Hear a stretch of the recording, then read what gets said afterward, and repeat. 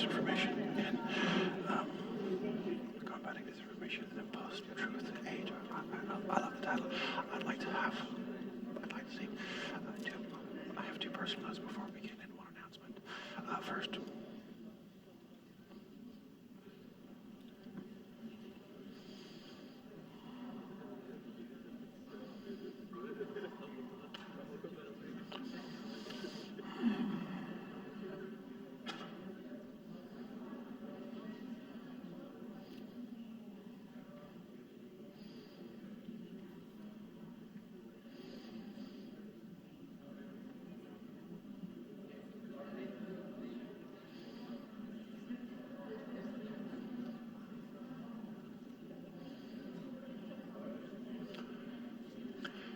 Irina, I'm sorry.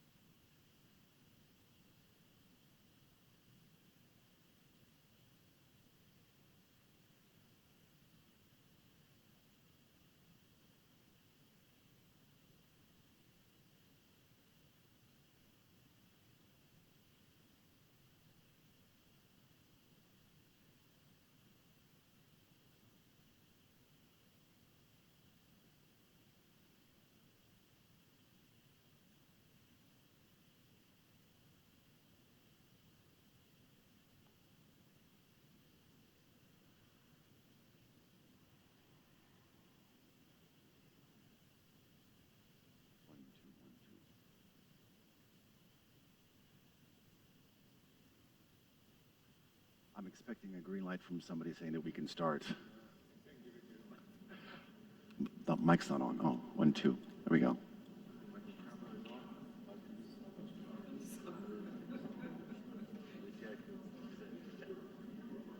Are we good to go?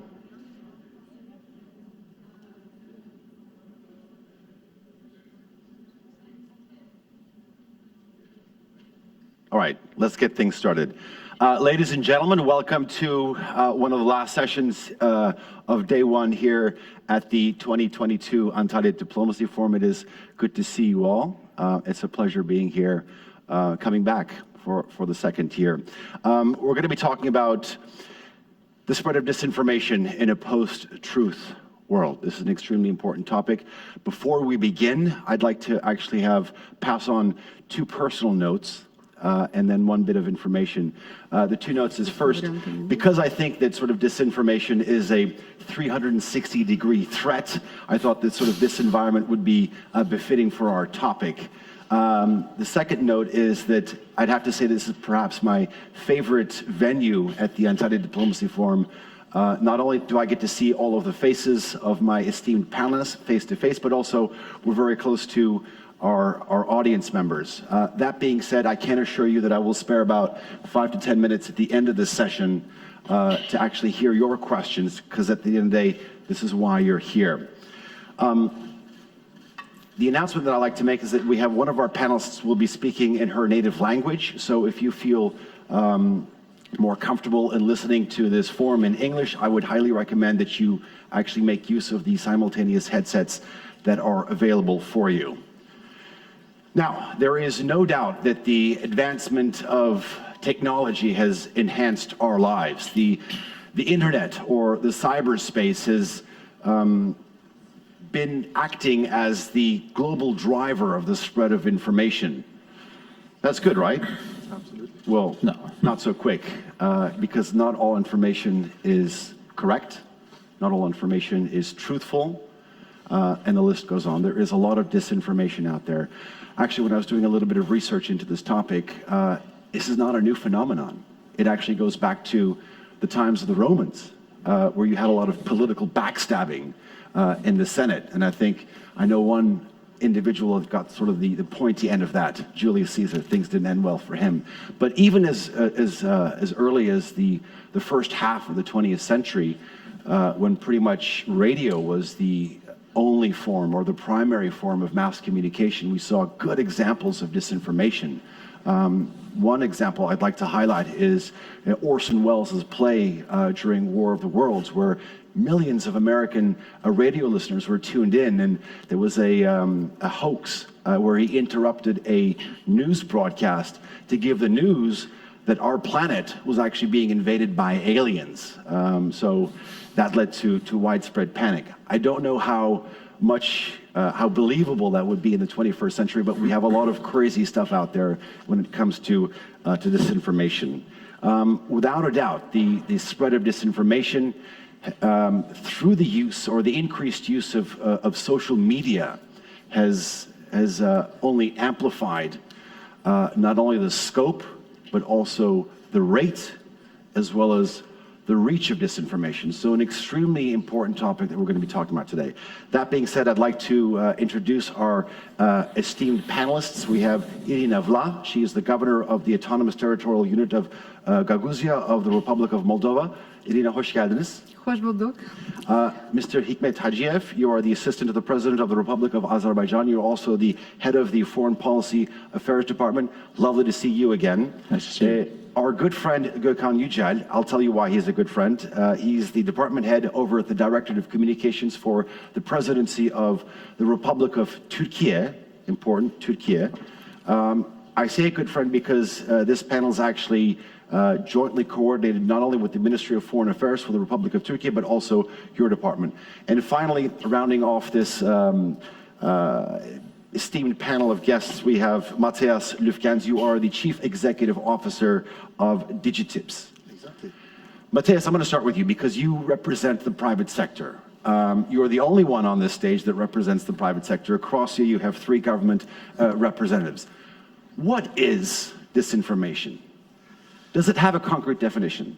It does, actually. Disinformation is not misinformation. Like, if you are on air, you make a mistake, you just say, first day of the Untitled Forum, we're already in the second day. That is misinformation. We all make mistakes. Thanks for pointing that out. But disinformation is actually the deliberate use of fake information and amplifying it through social networks nowadays. And the bad news is, I think, it will continue to grow because more and more people are going online, more and more people are using social media. We've opened the Pandora's box. I don't think we can put the genie back into the bottle, and people will continue to share disinformation and really kind of we have these disinformation wars. We have the conflict in Ukraine is now a TikTok war and so on. So I think it's this is really disinformation. It's the deliberate use of misinformation, false information by either governments or other entities, also the private sector. So this is what we have to face. Gökhan, I want to turn to you. Matthias was actually talking about, he actually gave a couple of important definitions. It has to be factual, and it has to be disinformation. As a state actor, he also made that distinction as well. What is disinformation according to the Republic of Turkey, an office that represents the spread of information throughout the country? Well, in fact, there is a universal definition of disinformation, to be honest with you, and it's and if we are talking about combating disinformation, which means seeking more answers to the questions of how, I think It's separation of facts from fiction. So disinformation is, for our government as well, is manipulating facts with fiction or fake news. So I think that's a good starting point to also set an agenda regarding how to combat disinformation. Okay, we have lots of methods, lots of ways to combat disinformation, but we have to be careful about using these methods as well. And I think the most recent Ukraine-Russia war also manifests another realm about the importance of combating disinformation, since the whole war, the entire war, started at the theater of information warfare before any military action. So I think disinformation as a battlefield, it is a battlefield. Proverbial. Yeah, exactly. Is quite essential now. Gökhan, thank you. Hikmet Ajiyev, I want to talk to you. Gökhan was mentioning the most recent conflict in Ukraine and Russia. Obviously, it seems to be one of the hot topics here at the second day of 2022 Untitled Diplomacy Forum. But your country went through a 44-day conflict with Armenia. I want to hear sort of your experiences in terms of the spread of disinformation specific to Nagorno-Karabakh, maybe. Thank you, Aljan, and thank you also to the colleagues for their comments. And Aljan, thank you that you started with a definition of the disinformation. What's the definition of the disinformation? And based on that definition, as in the countries and also in the states, we can identify our strategies. In general, in academia, in the wider public opinion, there isn't a definition of the disinformation, but when it comes to the multilateral institutions, there is not one unified definition of the disinformation so that we can galvanize all activities of the states fighting in a disinformation. That's yet another problem that we can face. But because the problem is in a global, therefore it also requires a global approach. When it comes to the local and regional level, Armenia-Azerbaijan conflict and 44 days war, unfortunately in 2020, Azerbaijan was fighting in two fronts of the disinformation. First front was in a COVID-based disinformation globally. It also came to the national internet and media space of Azerbaijan. And the second dimension was Armenia-Azerbaijan conflict. Let me give you just one example in the context of Armenia-Azerbaijan conflict and 44 days of war. There was a Phantom F-16 belonging to the Air Force of Turkey, and with Phantom F-16 hit two Armenian Su-25s. It was really Phantom, but it was on the headlines all major newspapers. Simply, there was no F-16, and there was no Turkish fighter jet in Azerbaijan. But the information was widely spreading in the social media. And how we were fighting against this sort of disinformation, of course, and the truth is one of the most important instruments, but it's not enough. You should pursue the truth and be operative and be also in a speedy manner to provide this truth. And second dimension, for example, everybody, and especially Armenia-based propaganda, were talking about Syrian mercenaries in Azerbaijan. And our response was that where is mercenaries? Given one example, it's so unfortunate that major news outlets and their journalists were asking the same question. I'm also discussing with the disinformation. Unfortunately, disinformation doesn't only limit itself in the social media and media. Sometimes it comes to the politics. Let me give another example. Yesterday, European Parliament adopted a resolution with regard to the, let me give you a title of the resolution, destruction of the Armenian cultural heritage in Karabakh. And 600 MPs voted for that. From Azerbaijan perspective, and I can fully prove that it's a fact of the disinformation. Who has destroyed Armenian cultural heritage? When and how? Can you give me an example? Simply there is no example. And such an influential and reputational institution like European Parliament become victim of the Armenia-based disinformation, yet another fact. Therefore, coming again globally fighting disinformation, of course, technological aspect, artificial intelligence aspect, yet another part.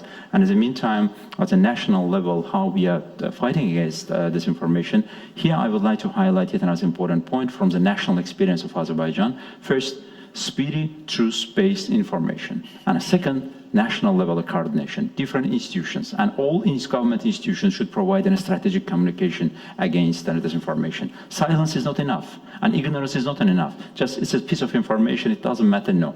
Every piece of information should be responded, but in a coordinated, professional. Important is a speed. Speed and coordination. Okay, I want to get your sort of strategic approach to that, but I want to turn to Irina and bring her in the conversation. Irina, I want to see your approach to the spread of disinformation. I know that you have sort of a couple of anecdotes that you can share with us. Sayın Moderator, Janabinler, beyler hem hanımlar. Sağ diyelim organizatorlara ani var kolayım paylaşma sizinle kendi korkularımla şimdiki zaman için hem fikirlerimle gelecek için. Biz I thank the organizers for the opportunity to share with you my worries. We are used to say that we are living in a time of great and rapid change, and we do not expect that the speed and quantity of this challenge will decline. The challenge of our times is to understand the consequences and the effects of change. We need this in order to direct our efforts and our energies more precisely towards the creation of a better world. I'm sure that these goals will unite us, but I will return to them at the end of my speech. But let me briefly... Moldova Respublikası bağımsız oldu. Böyle datalarda yakışır çıkışları 30th anniversary of the independence of my country, the Republic of Moldova. Such days are good opportunities to sum up past success and failures, as well as to create strategy for the future and set future priorities. During this 30-year period, all the political parties in Moldova have asserted that the country has chosen the path of democratic development and that we are building a democratic society. Unfortunately, our politicians often approach democracy in a consumerist way. They only want to make use of the rights and freedoms that democracy offers and completely ignore democratic duties and responsibilities. But first of all, democracy begins with duties and responsibilities. In a democracy, respect for other people and respect for other opinions is a common duty. Bana dini demokratiya, o kultura, o örnek nice her zaman kendini democracy means hem danışma culture, the culture of behavior and constant respectful attitude towards everyone, and the resolution of any issue in a democratic society is only possible through mutually respectful dialogue. Since the foundation of our country, the intensity of the political struggle has been constantly growing. The dialogue between political parties became more and more toxic and aggressive. The society did not notice when the dialogue turned into an uncompromising political war without rules. For many years, Moldovan voters have not made a choice between the country's development programs. People don't choose which ideas and designs are best. Instead, they were forced to choose between the streams of aggressive disinformation that political rivals attack each other with. Almost always, the voter is forced to choose either the lesser evil or to vote for the one competitor in order to prevent the other from winning. So the voters vote against them. The main tools in political wars are disinformation and insufficiently responsible media institutions. And the effects of these wars became more and more worrisome. The level of political polarization in society is dangerously high. Society is divided into warring groups. The language of mutual insults and hatred has become a commonplace. Our society lives in an atmosphere poisoned by mistrust and anxiety. The level of people's trust in political parties and their leaders is at a critically dangerous low level. The level of trust in government institutions is also very low. So every year, 40 to 50,000 people leave Moldova. These people who desire and can work, are eligible to work. And this is in a population of about 2 million. We are losing the energy for development and modernization of our country. The country's population is aging, the birth rate is falling, and this is just one example of the consequences of disinformation. Now let me continue with the second story. The whole world is now closely watching the events taking place in Ukraine. It is quite obvious that the world is divided into two camps in which the level of mutual hatred and aggression is growing. An unprecedented amount of media is involved in the process of forming public opinion. And I emphasize this, it is the formation of public opinion and not informing the society at all. But the events taking place today in Ukraine are a consequence of the behavior of people over the last 30 years. On one hand, the last 30 years have been years of unprecedented scientific and technological progress, which determined the growth of living standards in many regions of the world and significantly expanded the possibilities of mankind. Globalization has opened us new opportunities for cooperation between countries and has become a catalyst for the development of almost all countries of the world. But also, during these years, the countries of the world have invested tens of trillions of dollars in the production of weapons and in their development of weapons, so that they will become more accurate and more destructive. These investments clearly indicate a high level of mistrust between countries. The arms race show that we believe in the power of weapons more than in the power of dialogue and mutually respectful compromise. Today, when the conflict unfolds in Ukraine, humanity is divided into parts that support one side or the other, supporting some people's action against other people. And this is the result of the public information model. We've become judges of each other. And instead of helping to solve the problem, we deepen and complicate our challenges. Yet, the humanity is one team. All the ways we have to live, so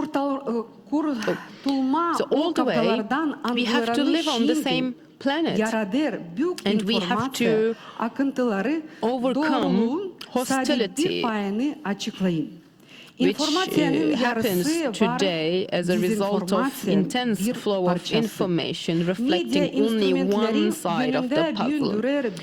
Partial information is a type of disinformation. Today, media institutions face a very serious task to carry information in such a way that people can objectively assess the rationality and the quality of the decisions of authorities. And the challenge for the authorities is to fight disinformation and manipulation without interfering with the press's mission to inform the public. And I've read somewhere that one modern submarine carries more destructive power than all the weapons that were used during the Second World War. So now, I have a question. How reasonable are investments in the development of weapons and in the production of weapons? The arms race will lead mankind to destruction. We often say that we do everything, we will do everything for our children and for next generation.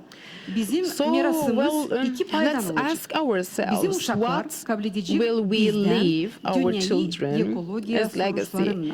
Our legacy has just two components. Our children will inherit us a planet and its environment, but they'll also inherit a society with all its advantages and disadvantages. The state of the planet is fragile.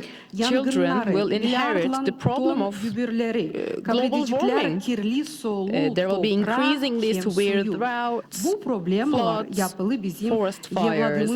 The problem of billions of tons of solid waste scattered around the world, and they'll also inherit polluted air, land, and water. All of these problems are created by our generation, and we failed to focus on solving them.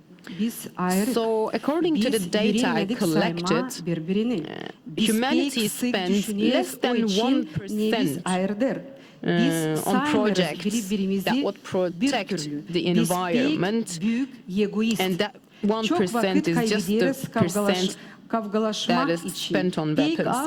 The state of the human community is also not encouraging. We are fragmented, we have not learned to respect and appreciate one another. We are too focused on our differences, and we don't see ourselves as equals. So we spend too much time arguing about minor topics, and we devote so little time and resource to really important issues. I believe that democracy is the best model for the social structure of our society. But if we want to build a true sustainable democracy, we must remember that disinformation is a deadly poison for democracy. And disinformation destroys trust between people. So in the end, I want to repeat the phrase of the US President Barack Obama. He said, democracy means compromise, even when you are 100% right. So today, perhaps more than ever, humanity needs to learn how to reach a compromise. I can say that I understood 95% of that. Thank you. Okay, clearly, even with a small country like Moldova, you can see the divisive power of the spread of disinformation, and thank you for those anecdotes. Gökhan, I want to turn back to you. Hikmet Hacıyev was talking about sort of using truth as an instrument to combat disinformation. When you're building sort of a strategic approach to combating disinformation at the highest levels, a country of 80+ million, 2 million in Moldova, 80+ million. Talk to us about some of the other tools that you use.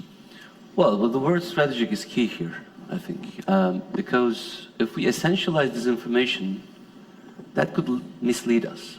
We don't essentialize disinformation, but we see it as an essential part of our larger strategic communication model.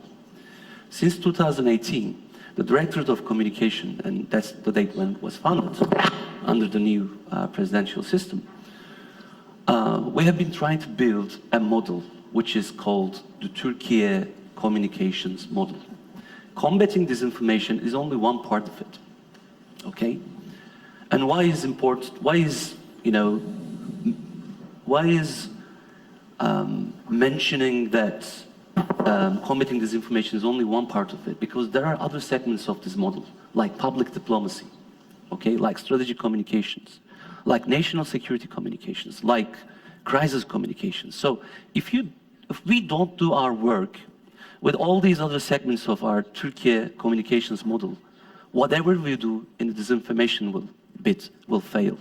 So if we don't define, if we don't lay out our narratives, some other people, some other groups, the enemies, will come into play and start filling this void, and which will in turn create a national security problem or an international security problem or a regional security problem, right? So that's one thing. And I'd like to also mention one important point that you pointed out at the very beginning, which is about this technology paradox, right? So technology gives us this great opportunity to build a huge capacity for communications. Social platforms, I and Matthias have known each other for the past 15 years. We started as advocates of the term digital diplomacy globally, okay?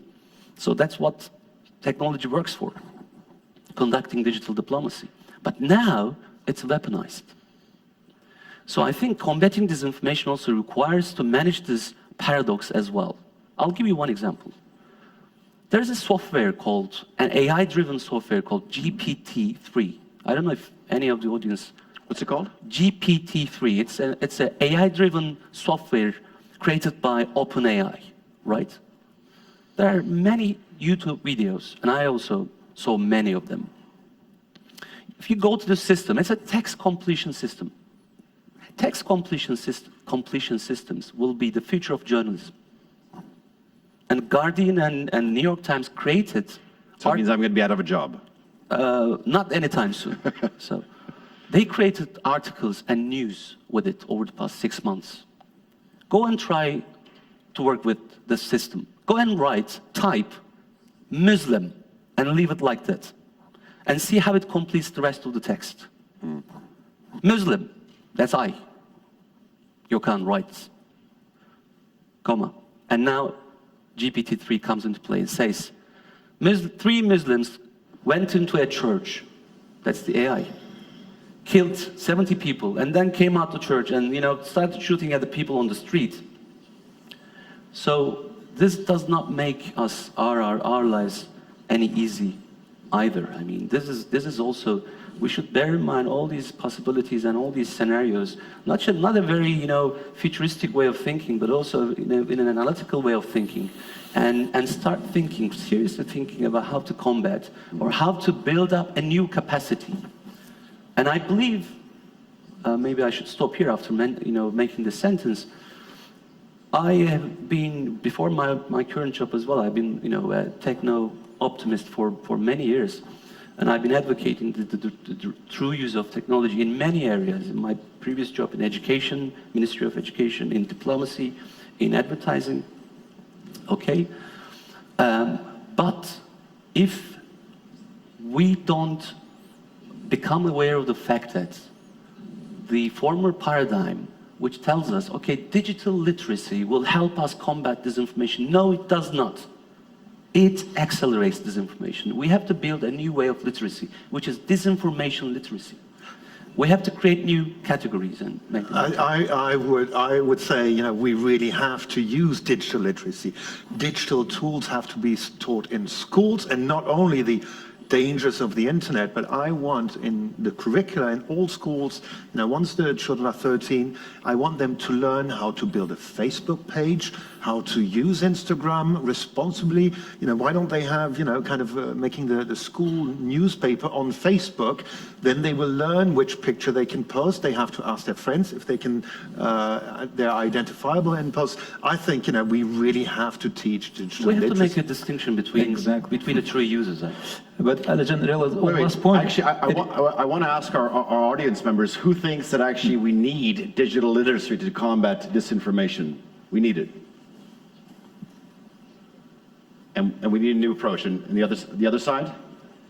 Okay, so it's actually pretty evenly split. No, the bottom line is our children, we are not teaching them how to use social media. It's the children who are teaching us.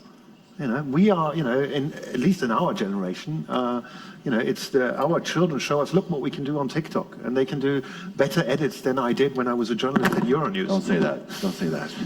Unfortunately, digital literacy and social media literacy. Well, it's an important topic that our colleagues mentioned. From Azerbaijan perspective, before coming here, we had a national cabinet level coordination meeting with the Minister of Education and Minister of Communication, and developing national-wide curriculum for social media literacy. Really, children at school should know what's in social media, and in the meantime, they should also use in a positive way social media, and should also be aware about the negative tendencies, how they can be manipulated, including the child pornography and different negative tendencies that we can see here. Along with the digital literacy, we should also highlight here media literacy as well. Media literacy in a sense of fighting against the disinformation, because journalists here and professional media, from one side is a producer, from another side is a consumer of information. If you put in a competition social media tendencies and professional media, and journalism is also somehow cannot compete in this process. It's an economic aspect, advertisement market, and that goes to the social media giants. Yet another aspect that also causes declining role of the media is yet another big discussion we can come here. And along with the national efforts that we are doing as a government level, as I already mentioned, and here situational awareness is also key and strategically important. Situational awareness in a sense that having a full monitoring and having a prevention strategy. Disinformation is a thing that once it's in a spread, it's really very difficult to fight against that. Because even you are trying to truth, there are, at least you will find some persons and some individuals that they will believe it was disinformation. But prevention or prophylactic work is always better, but it's not always successful. At least you know from where you can expect. And here, disinformation, we should also have a definition about the forms of disinformation and also methodologies of disinformation. What kind of forms of disinformation we're facing? First, political, social, economic, and you can name it. We can have a different source of that. And during the pandemic, we can even call it medical sort of disinformation that we can see. And also, who is spreading disinformation? Who's the invisible hand around the world? I'm going to get to that, but Yeah, okay. let me ask you, I mean, okay, so we as journalists, we value correct information. Academics, they value correct information. Governments, they value correct information. But you're all looking at this from at 30,000 feet. Let me ask you, do you think the average citizen out there, I'm not saying our audience, but the average citizen out there, do you think they value this as much as we do or you do? They do, they must, they should. That's, you But know... not always. Not always. I am defending an ideal position in order to make my life easier, but I think, look, disinformation is an issue of human dignity as much as it's an issue of national security and international security, okay? So that's the main line that our president made in his talk yesterday. We prioritize a human-centric approach. Okay, we have to defend human dignity as much as we defend international security and the national security of our country.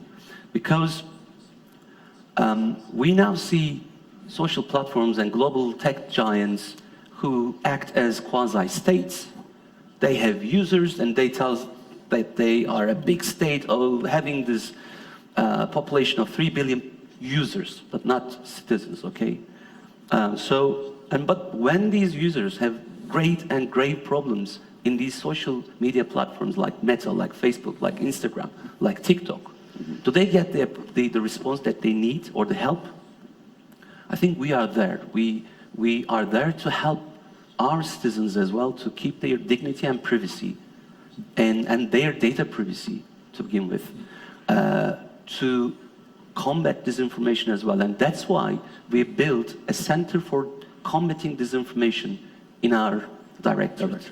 And that's why we are building, probably the first of its kind in the world, a social app as well as a web platform called Doğru Mu to combat disinformation. And that's why, thirdly, we built a new database of all the disinformation activities directed towards Turkey, okay, over the past 2 years. We know who attacked us and why.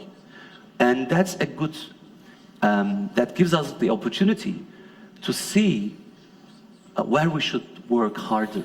As I mentioned at the beginning, we also have to do nation branding. We also have to do public diplomacy. We also have to do strategic communication to decrease the burden on our shoulders and not making life easier for those or perpetrators of disinformation who are always ready and who never sleep.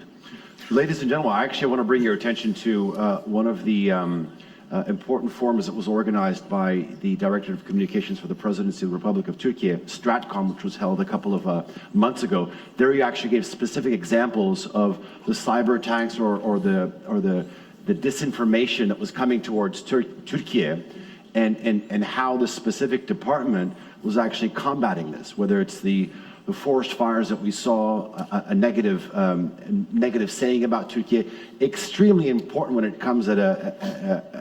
comes to a response at a national level then.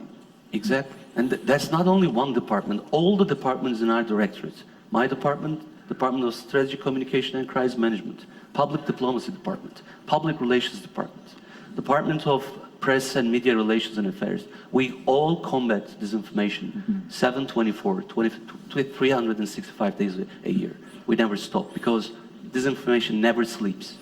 But here, as a follow-up, my Turkish colleague Gökhan's comments, at a national level, all efforts fine. Even at a national level, Turkey and Azerbaijan, we are coordinating some of our activities against disinformation. But when it comes to the practical, when issue comes to strategic level, sometimes our resources are not enough. Because we're talking about a digital anarchy. Digital anarchy in a sense where giant tech companies, they're providing their platforms for using this disinformation, and they know that there is an element of disinformation. But at some point, they're doing something against these elements of disinformation, but it's not enough. We're also talking elements of the artificial intelligence, but human brain fights against an artificial intelligence. In this fight, we cannot be effective. Then we are coming global regulation and global oversight. Simply, there is not such a mechanism. With tech companies are abided by the national laws of one particular country, but they're operating globally, and there is no global universal frameworks how we can oversight of these activities. And they can do it. And they have a responsibility to do it, and there's a bare responsibility for such a global digital anarchy. Without that, all our national efforts will not be enough for fighting against disinformation. Okay, so you talk about digital anarchy. I want to ask you, I mean, you were asking this question, who's behind this? I mean, is it, Gökhan, you mentioned GPT-3, I don't know if that's the correct... Well, that's not the one. Let's start with the giant tech companies. Just very simple, Facebook, Google, and some others. Let's start with that. Okay. Yeah, right. let's start with them. But is I mean, they have a is this a technology responsibility. problem, or is this a human problem? Basically, they have these companies, obviously, the platforms have a responsibility to clean up, as you call it, the digital anarchy, and they have done it.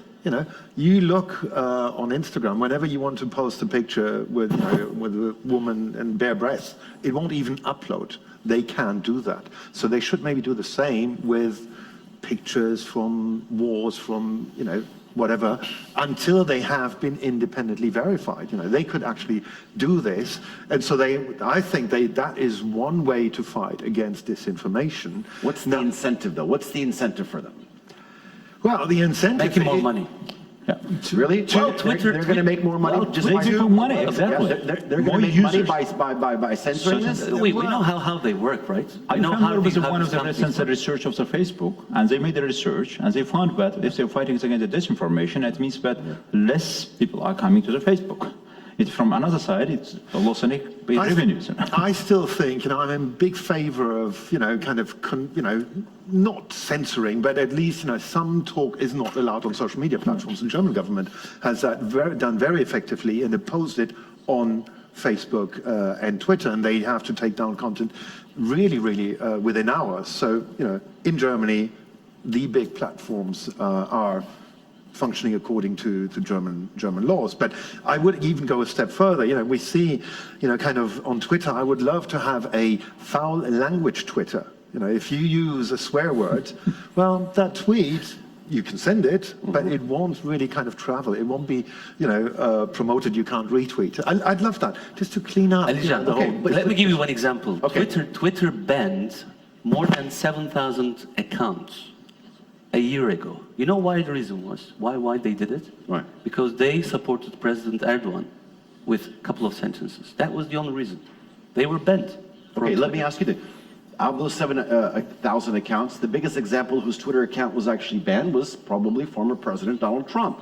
It's can we see examples of that from countries like Azerbaijan or Turkey or Moldova? There are many examples. Sorry, Donald Trump has contravened against the terms and conditions of Twitter. Okay?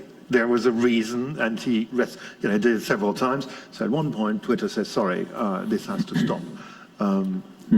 I believe the presidents, the governments of Azerbaijan, Turkey, or Moldova haven't done that. So, but I would think Twitter will, absolutely do the same for any other world leader. Do you think there's going to be an even playing field? I hope so. The problem is where there is no even playing field is, and these platforms have a responsibility to do that. The famous blue verification mark. Everybody wants to have it, who gets it. Guess what? The Bulgarian Prime Minister, he was here this morning, Kirill Petkov, is not verified on Twitter. The Foreign Minister of Estonia, the Foreign Minister of Bulgaria, the Foreign Minister of Andorra, the Foreign Minister of Liechtenstein, they're all not verified. this is not a level playing field. And more 5,000 embassies have a presence on Twitter. Half of them are not verified. Well, when you're, Russia, China, the US, the UK, France, you're immediately verified, after having sent your first tweet. So for the moment, it's not a level playing field. Well, not only is it not a level playing field, but there's double standards here. In a way, yeah. Okay. Certainly.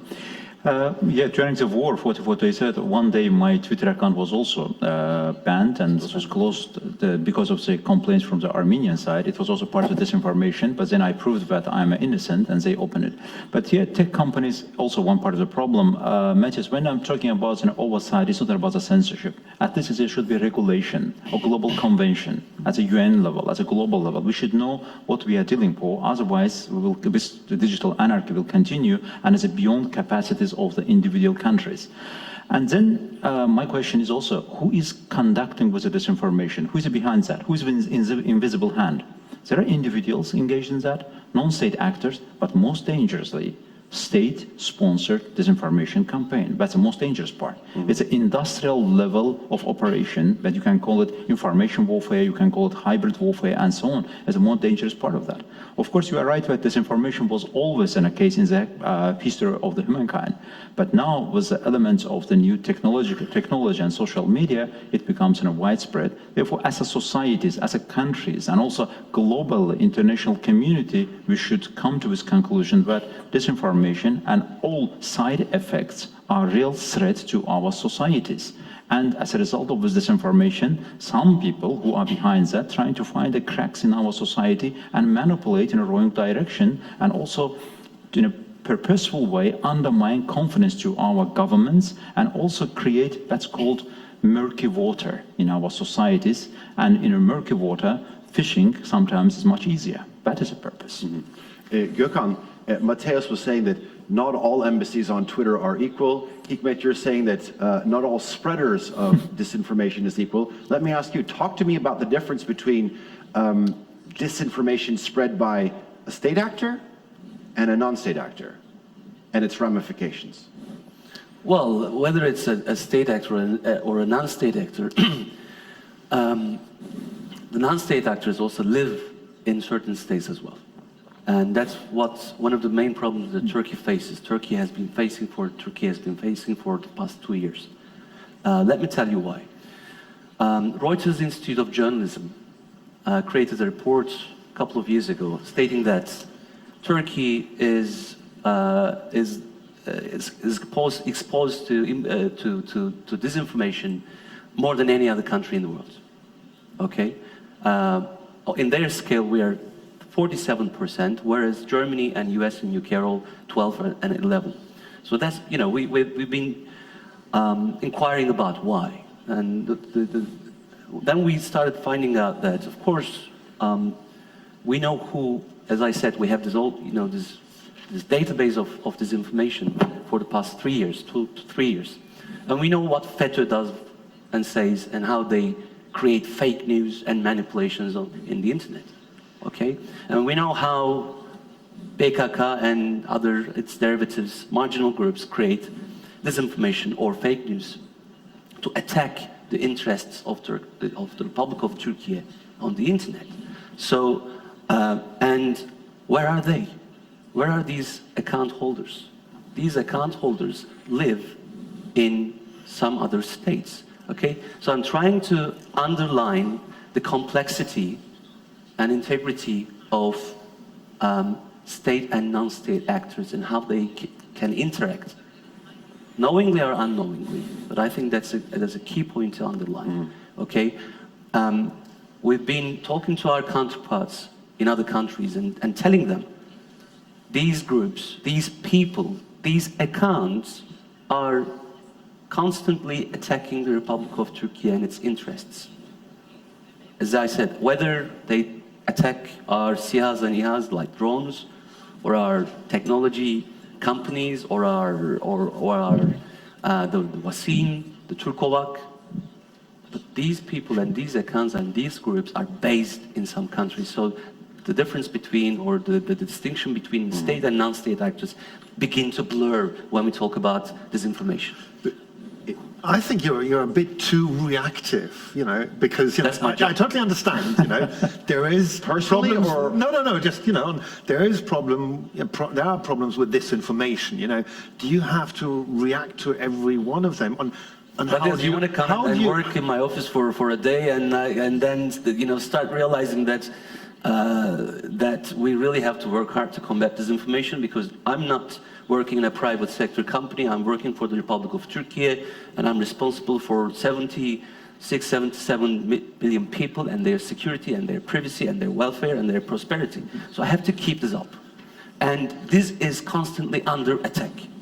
But isn't there a way, isn't there... How many countries actually deal with a threat like the Fethullah Gulen terrorist organization or the PKK? I mean, it's not very many countries actually have this rich of a pocket of spreaders of disinformation, as Gökhan is saying. Maybe, it's hard to say, but you said in Germany you adopted law fighting against the social media element, for example. Yeah. Yes, there is a law. But here we're coming another dilemma, another paradox. Regulation. If such a law regulation adopted in Azerbaijan or in Turkey, there will be harsh criticism that Azerbaijan is somehow blocking the media and social media. Yeah. When it's adopted over there, that's fine. When it comes to Azerbaijan case, that's something different. There is some kind of double standards because we don't have any universal regulations how to deal with that. Irina, let me ask you. I mean, we're all saying there's a need for a global approach, but you know, if one country comes up with a suggestion, it can be misinterpreted in another. What are some of the things that you'd like to see in your country in terms of combating the spread of disinformation?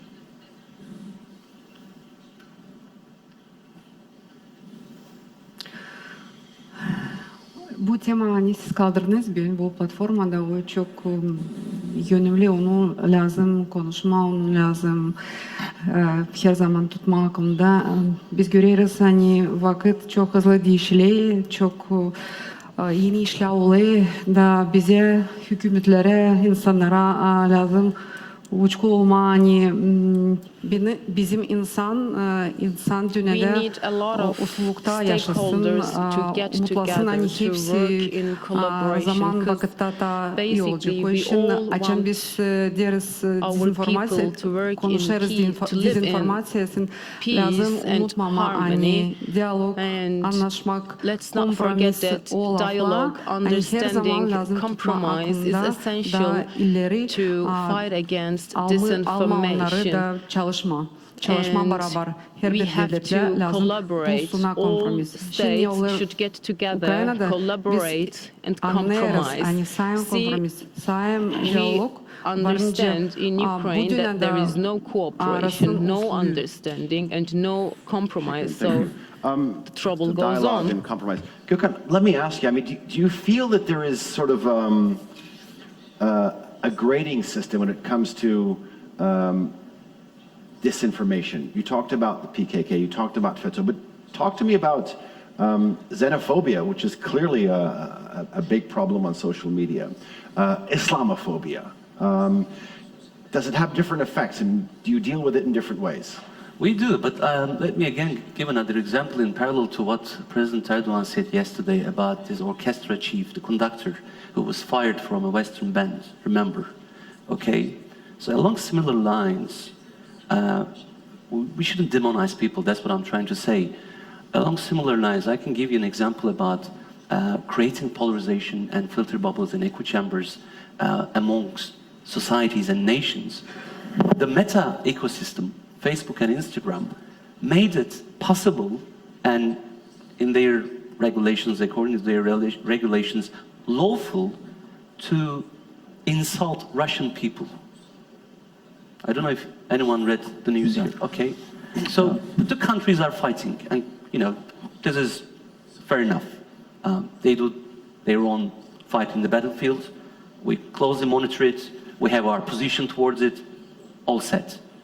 But when it comes to encouraging people, because they lift all the hate speech regulations on users who want to insult Russians online, on Facebook and Instagram. That stirs, of course, xenophobia And that also supports all these crazy people on the streets who want to use the internet and integrate with their own real life and go and find people and punish. That's not what we want to do, okay? And in Turkey as well. I'll give you another example as well. I have many examples from, as I said, from our database, but one good example would be a British newspaper created a story probably 6 months ago about claiming that a refugee center would be established in eastern borders of Turkey by or supported by the British state. I think it was the Independent. And this word started to spread in Turkey, even amongst political leaders and, activists or journalists. But that was fabricated news, and it was by no means the truth. So again, let's not forget, I think we never mentioned it aptly, the phrase post-truth age. That's where we should really start becoming careful. The post-truth age and its perpetrators and perpetrators of disinformation want to replace truth with facts and fake. Okay, so we have to be careful about not letting that happen now and in the future. I'm wondering from a technology, Matthias, go ahead. Yeah, no, I think the only way to fight it, you pointed that out, is speed and accuracy. Basically counter the disinformation. But what actually determines the spread of it? I mean, is it all right, so we have a fabricated news story. What determines the rate that it actually spreads? Because I can come across a story, it may not fit to my particular approach to news. It may be framed in a way that I may not like it. Does that spread quicker than others? I mean, what determines, I think that's also an important driving factor in all this too. Yeah, it's basically, it's the algorithm of the platforms, obviously, which helps spread fake news and false information. If it fits in our, world picture, that spreads like wildfire. But what I think is really important, and there's two great examples here sitting. It's the preparation. Governments have to prepare for these info wars. And how do you prepare? I'll give you one example. Is in Belgium in 2013 or 2011, they set up the Crisis Center B. It's a Twitter account, to inform the population of natural disasters and so on. That account really came to the fore in 2016 during the bomb attack in Brussels and became the official kind of government news account. I look at Ukraine for the past 2 weeks, who is that crisis account that I should follow, that we should follow? Obviously, we're following President Volodymyr Zelensky, who's become a social media star. But, which other leader is there? Is there Dmytro Kuleba? Should I follow the defense ministry or the foreign ministry? It's not really clear, or it takes some time. Or should I go on to Telegram, where, you get updates from the Ministry of Interior? So I think this is really important to have, one crisis account set up so people know where to turn to. In Azerbaijan, you have the @Azerbaijan Twitter account, kind of the official account of the country. But still, I want to have that one source, where it's all centralized. And you were speaking about centralization. And in Turkey, kudos to not Turkey, but you have Iletişim communications in Turkish, in English, and in Russian. So I think that those are accounts which are really important to give the official information. Is that always truthful? I doubt it. But at least, it's the official information from the government. I want to give you the last word before I sort of open up the floor for some questions. As colleagues mentioned, authoritative information from the government institutions in a speedy manner is crucially important. And again, I would like to reiterate that investigation coordination is a key, and also having your own algorithm in crisis communication, in such case, how you can operate. And also, we talked about social media-based disinformation, but media-based disinformation should also be taken into account. With all due respect to the professional journalism, unfortunately, in the professional media space, we can see elements of the disinformation. And also, we should be very clear here, there are no angels in the disinformation field. Unfortunately, when we are talking about the disinformation, everyone has such an impression that only it comes from the East. I don't want to name any particular country, but it comes from the West as well. I can give you an example, one disinformation campaign against my country. For example, Le Figaro. Le Figaro writes about a croissant, nice French ladies, and Azerbaijan. And when we are providing our response, it's never published. And the editor-in-chief and deputy editor-in-chief of this newspaper actively, personally, is engaged against disinformation against my country. There are so many examples. So many examples. I can provide it. And it's not just at state level, it's celebrities online, it's everywhere. Exactly. Therefore, we are fighting against them. And our reliance and our confidence that we rendered was always in a professional journalism, that professional journalism can provide a role of somehow firework against an elements of the irresponsible disinformation. But professional media, if engaged in that process, it's yet another challenge.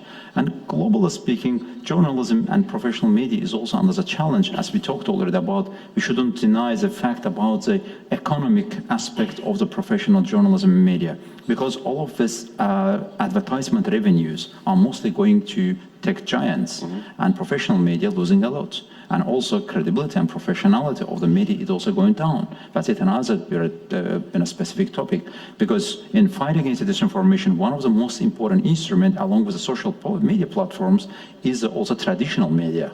TV, radio, online media, and print media, we as a government providing our information to our public and fighting against disinformation, but also not only disinformation. And also just one important point, and the colleagues mentioned, in fighting against disinformation, of course, we shouldn't over-concentrate on disinformation. If we are over-concentrating on disinformation, because it's element of the manipulation in combating information, because there is an element of manipulation there as well. It also distracts our attention, our core business. It also brings us to the battle space. We are maybe not so powerful. We should also concentrate on the positive agenda that we have, what we are doing for our population, for welfare of our population. Therefore, as a government, we have a lot, positive agenda to share. Let's concentrate on positivism as well, instead of fully, over-concentrating on disinformation elements. But of course, we cannot be silent and we cannot be ignorant. I think this is absolutely true. You have to fill the information vacuum. You have to, go out there, pre-bunk, be positive. That's what I would say. Tweet positive. And really, and that's the only way to fight against disinformation. It's not the only way, but I think it's an important way too, in terms of coming out. Absolutely. And telling. I want every leader to be like, to be a Zelensky. Some people I can follow, and look up to. Okay. Gökhan, I'll give you the final word. I wish Mark Owen-Jones was here. He's a real global expert on social network analysis, and that's a good starting point to adopt novelties in the field of combating disinformation. So we need new techniques. There are new words that I wish all these young people in this room and us, professionals, government communicators, have to adopt very, very soon, like OSINT. OSINT is the rising star of combating disinformation. We've been seeing all these OSINT, open intelligence, open source intelligence accounts on Twitter, Telegram channels, and they keep up verifying, authorizing the information, and joint, like you take a picture and people can tell what coordinates it is only by looking at this picture. So we shouldn't, discussing all these old problems in today's world, we shouldn't omit or undermine novelties that face us quite soon. Okay, lovely talking to all of you. I think it is time to actually turn to our audience. We talked about a lot of things, and we do have a lot of young people in the audience. Anybody have questions for our esteemed? If you can please, can we have microphones? Microphones for the people who want to. I have a. Please stand up, identify yourself, and who you're asking your question to. Hello. Is it working? Okay. Yeah. Hello, I'm Han, representative student from Afyon Kocatepe University. And as we start the panel with the definition of Matthias Lufkens, and you define it like disinformation is not misinformation. From my perspective, it is like the intended way of misinformation. And like what? For instance, as a world, we do not understand the importance of the words like disinformation without having the troubles, like the huge effects on the world. What I mean by that, for instance, the war that has been living in the Ukraine, between Ukraine and Russia. So, like, for instance, the second sample, like the pandemic, we didn't aware of the viruses, like before the pandemic has been started. What's your question? Sorry. Okay. So my question is simply that, is it possible to gain the awareness throughout the world with one solution to be awakened or ready for the disinformation? If so, what it could be? So, thank you. Oh, if I had a magic wand, you know that the first casualty of war is truth. We've seen Russian Foreign Minister Lavrov here 2 days ago who said Russia didn't attack Ukraine in the first place. We're living on two different information planets. One is in Russia, actually now more and more without social media access. So they have their worldview and media, and on the other side we have 141 countries where we have a different view. I wish, and I don't know how we will ever have the same, kind of the same truth, we'll find the same common ground. I have no idea. Does anybody want to chip into that? We go to move on to the next question. Okay. Next, do we have another question in the house? Yes. We'll have one more question.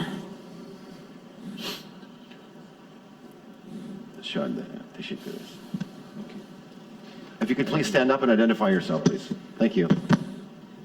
I am Fazil Kasımov from Azerbaijan. I am a PhD student of Istanbul University. I address my question to Mr. Hacıyev. The occupation of Azerbaijani territories by Armenian armed groups in 1990s caused the mass destruction of our cultural heritage sites and also the displacement of nearly 1 million Azerbaijani people. I am one of those IDPs. All of my relatives were displaced and our cultural heritage sites were destroyed. And even a massacre was committed in our village of Başlıvel. If my parents didn't leave our village before Armenian armed groups entered, probably I would not be here now. And also our intangible cultural heritage was negatively affected due to occupation. And we made a lot of efforts to safeguard our intangible cultural heritage. And I joined tens of UNESCO events in many countries just to raise awareness internationally. And however, as you mentioned, our European Parliament adopted a resolution this week that distorts the truth openly. And my question is this, what is the reason behind this hypocrisy regarding the recent resolution? Thank you. I think Fazil has a good point in terms of politics, whether you sit on this side or that side, it can be divisive, but when it comes to sort of the preservation of cultural values, it's a much more universal ethos, and we're even seeing disinformation there. Thank you, Fazil, for your question. Armenia-Azerbaijan conflict, or Armenia's war against Azerbaijan, it really started with an information warfare, an information blockade. In the early 90s, Armenia unleashed a war on occupied cities of Azerbaijan and conducted massacre. Under such circumstances, US Congress adopted 907 section as if Azerbaijan attacks Armenia. But as the irony of his modern war. And then the process continued. And also, after the liberation of the occupied territories of Azerbaijan, really, I have never seen in my life such a level of destruction. More than 9 cities of Azerbaijan have been erased.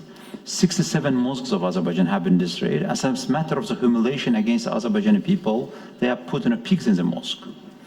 An entire cultural heritage of Azerbaijani people have been destroyed. But have we ever seen reflection of these human stories, including the stories of the people like Fazil in some of the media outlets, including the Le Figaro? No. But the Le Figaro on a daily basis writes that Azerbaijan conducts destruction of Armenian cultural heritage. My question is that where? How? Give me the facts. No facts. Have you invited him to Of course, we invited them, and we have taken the ambassadors, we have taken the journalists on the ground. They made their own fact-finding mission on the ground. There is no reaction. And yesterday, as part of the continuation of a disinformation institution that is paid by the taxpayers of the EU nationals, adopted the resolution. Of course, for Azerbaijan, it's just a piece of paper. We don't have any obligation in front of the European Parliament. But if this institution should respect herself. Now, there is a resolution that as Azerbaijan conducts destruction of Armenian cultural heritage, my question is where? Yeah. Give me an example. Give me an evidence. No. But where is the stories of Fazil and 100 millions of Azerbaijanis who have become refugees and IDPs? Therefore, in this digital anarchy, and we are facing with such an injustice. I'm afraid we're going to have to sort of end our discussion here on this sour note. One of the advantages of actually going last in the evening, it does give us sort of a little bit more leeway to actually go over our time. I want to thank all of you. Ladies and gentlemen, please join me in actually saying our thank you to Irina, Gökhan, Hikmet, and Matthias for this informative discussion. If you have any more questions, try to catch them out in the foyer. Otherwise, please enjoy the rest of your Untitled Diplomacy Forum. Thank you very much. Thank you.